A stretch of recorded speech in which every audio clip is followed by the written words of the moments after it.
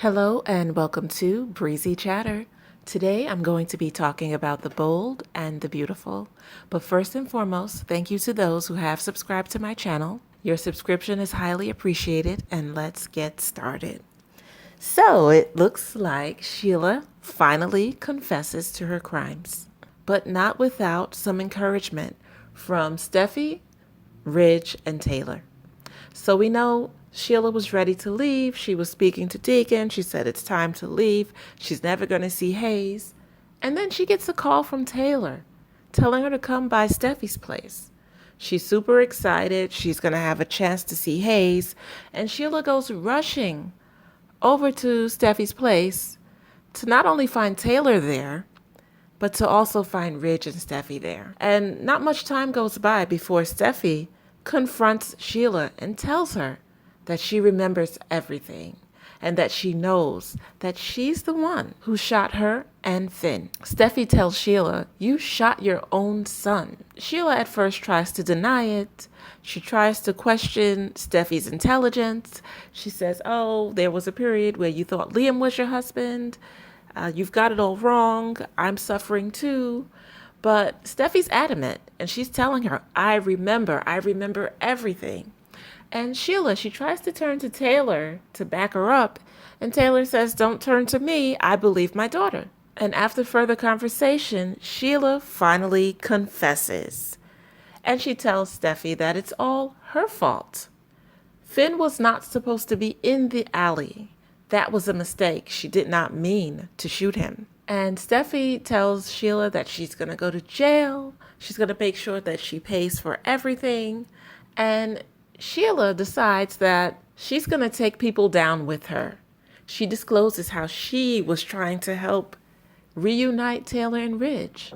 She discloses what she did to Brooke, how she swapped out the champagne bottles, how she tampered with Brooke's sobriety. And she also speaks to Thomas's involvement and how Thomas knew and did not share that news with anyone. So now they know why Steffi and Sheila were in the alley in the first place. And Sheila digs in a little deeper when she tells Steffi that Finn's demise is all her fault because she came after Sheila. She attacked Sheila. She would not give Sheila an in with her son and her grandson. So Finn's blood is on her hands. And although Steffi knows that's not true, she is going to live with that guilt. And a part of her in the back of her mind is going to think that maybe she could have handled this whole thing differently. And maybe Finn would still be alive. And Sheila knows exactly what she's doing. But now that everyone knows exactly what happened in the alley and the events that led to it, what does that mean for Ridge and Taylor? Is Ridge going to run back to Brooke? I think that's exactly what's going to happen. But let's also bear in mind that Sheila had the audacity to say that what Brooke did with Deacon, that was all her. That had nothing to do with the alcohol. Of course it had something to do with the alcohol. Sheila, in her twisted mind, she's still trying to find a way to stick it to Brooke. And what's Taylor going to do now that she knows that the only reason that Ridge left Brooke was because Sheila manipulated? It's going to be quite interesting to see what happens in that love triangle.